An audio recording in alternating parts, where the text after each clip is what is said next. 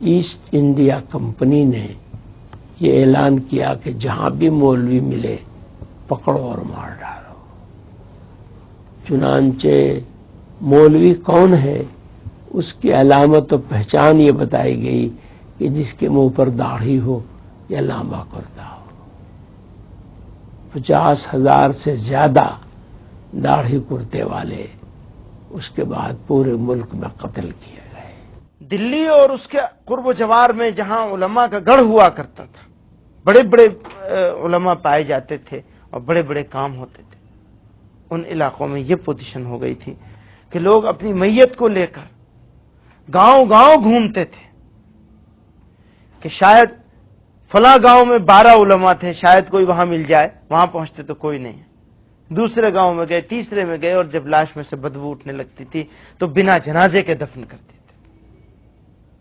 یہ حالت ہو گئی۔ ایسے وقت میں جو چند علماء بچ گئے تھے، انہوں نے فیصلہ کیا کہ اس لڑائی کو اگر آگے بڑھانا ہے تو ہمیں اسلامک ایجوکیشن کے انسٹیٹیوشن قائم کرنے چاہیے۔ اور اس کے 10 سال کے بعد 1867 میں 67 میں دیوبند میں ایک چھوٹا سا مدرسہ شروع کیا گیا، ایک طالب علم ایک استاد، اور اس مدرسے کے وہ پہلے طالب علم تھے جن کو دنیا شیخ الہند مولانا محمود حسن دیوبندی کے نام سے جانتی ہے، جنہوں نے وہ ریشمی رومال کی تحریک چلائی اور راجہ مہندر پرتاپ کو اس کا صدر بنایا، افغانستان کی گورنمنٹ ان ایگزائل کا، اور گاندھی جی کو مہاتما کا خطاب دلوایا اور آزادی کی لڑائی میں گاندھی جی کو لیڈر بنوایا۔ علماء نے ہی ریشمی رومال کی تحریک شروع کر کے جرمنی اور جاپان کی مدد سے انگریزوں کو ملک سے اکھاڑ پھینکنے کا پلان بنایا۔ بدقسمتی سے انگریزوں کو ان کے ارادوں کا پتہ چل گیا اور علماء ایک بار پھر انگریزوں کی آنکھ کی کرکری بن گئے۔ پورے ملک میں سینکڑوں علماء گرفتار کر لیے گئے۔ شیخ الہند مولانا محمود حسن اور ان کے چہیتے شاگرد مولانا حسین احمد مدنی کو تو گرفتار کر کے ہندوستان سے باہر مالٹا بھیج دیا گیا، جہاں کئی سال انہیں جیل کی کال کوٹھی میں بتانے پڑے۔ اپنی اس ناکامیابی سے علماء یہ بات اچھی طرح سمجھ گئے کہ ہنسا کا راستہ اپنا کر وہ ہندوستان کی غلامی کو ختم نہیں کر سکتے۔ علماء نے سن 1919 میں جمعیت علماء ہند کے نام سے ایک نئی تنظیم شروع کی اور جن آندولن کو انگریزی حکومت کے خلاف ایک نیا ہتھیار بنایا۔ پبلک اوپینین کو فارم کرنے میں جمعیت کا کوئی مقابلہ نہیں ہے جنگ آزادی کے۔ یہ سب سے بڑی چیز تھی کہ جب فیئر اتنا چھا چکا تھا لوگوں کے مائنڈ پہ کہ برٹش سرکار کے خلاف بولنا تو دور کی بات، ان کے بارے میں سوچنا بھی لوگوں نے چھوڑ دیا تھا۔ ایسا ذہن بن چکا ہو، آپ اپنے رولر سے اتنے مروب ہو چکے ہوں کہ آپ کی آزادی کی خواہش مر چکی ہو، ایسے وقت میں کچھ لوگ اٹھیں اور آپ کے دل میں آزادی کی خواہش کو جگا دیں، اس سے بڑا کوئی رول نہیں ہو سکتا۔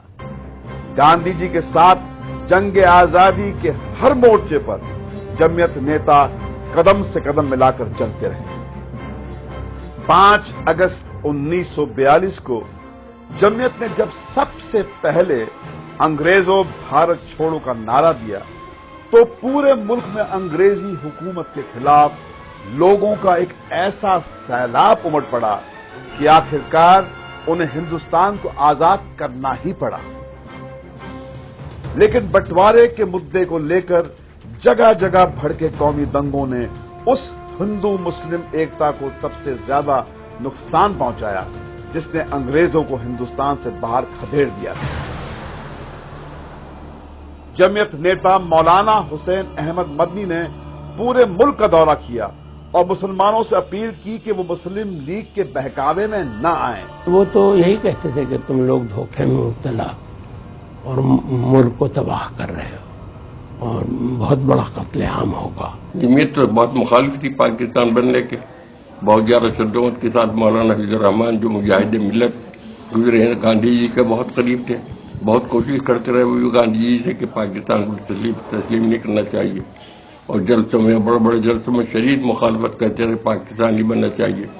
ان پہ انہوں نے مسلم والوں نے حملے بھی کرائے اور انہیں جو ہے کہ پریشان کرنے کی بہت کوشش کی گئی، مگر سب برداشت کرتے رہے اور مسلم لیگ کی مخالفت کرتے رہے برابر۔ ملک کے بٹوارے کے سمے سے لے کر اب تک ہندوستان میں قومی فسادوں کی کوئی 30,000 وارداتیں ہوئی ہیں۔